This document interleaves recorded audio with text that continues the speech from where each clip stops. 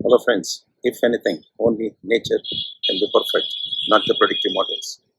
This has been my experience over the years of mentoring, public consulting in the exponential technology space. Let me share my experience on this field. When it comes to predictive modeling, it is neither about perfection nor about chasing high accuracy. Then you would be wondering, what is it all about? So let me just explain in this video. Models are nothing but abstraction of the reality. Therefore, model can be at best universal approximations. In the larger scheme of things, it can never be perfect, as there exists no perfect solution, and therefore no perfect model. It will be a futile exercise to build one such perfect model or solution. And you know what? What you qualify to be perfect is something like this. If you build a predictive model which explains the phenomenon of interest with a reasonable high performance, you interpret that as a perfect model. Otherwise, there is nothing like perfect.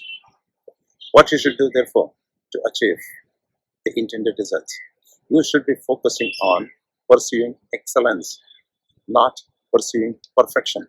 I shall repeat. Please focus on pursuing excellence, not pursuing perfection. Then how should we pursuing excellence, you may wonder. So let me just elaborate. You have to iteratively develop models. When I say model, by design, it is iterative development, and therefore model building is closer to research and exploratory in nature as compared to conventional or traditional software development, which is predominantly driven by design. So when you build a model, iterative approach is integral to model building. And of course, software engineering is integral part of this building the model as well.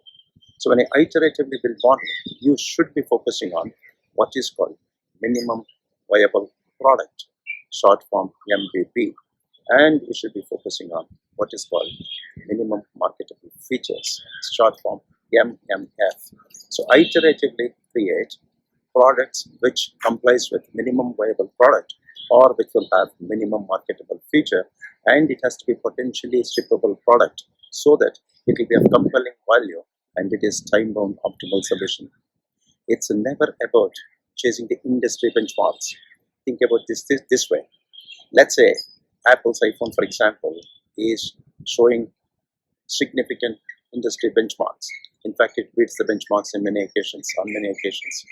So if you think about it, you will never push that iPhone to reach the performance. So in a day-to-day work, you will not be looking at achieving the industry benchmarks. Similar is the case of models. Even if it is very high performing model on simulated environment, the true test lies when the model is deployed in production, isn't it? It's not just about model performance and model diagnostics. It is about how much the model remains drift-free. In fact, let me rephrase this. Length of the time model remains drift-free in production is a true indicator of model performance, not just the model metrics from the engineering standpoint. So it's all about impact. What is the good of a model which is 99% accurate, but it is not going to result in the intended impact in the business outcomes? It will be a futile exercise, isn't it? One other myth people come to think of is this. When they say model, they think high accuracy model is a good model. Let me just explain. If there is a loan borrower, I can toss a coin and can decide with 50% accuracy if that person is likely to default on the loan payment. But that's not what you're looking for. I could do random guess and no model required. Then even then I'll be 50% accurate. That's not what I'm looking at. So when I say model, it's never about high accuracy. It's about, let's say, slightly better than random guess. But impact has to be significant. That's when we call it is a model of high utility and value. So that's what it is in the larger scheme of things. So next time when you build a model, don't be under the impression that you should be pursuing high accuracy.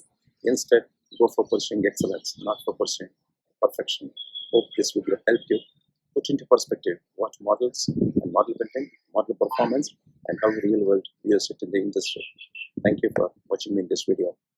Have a great day. Bye-bye.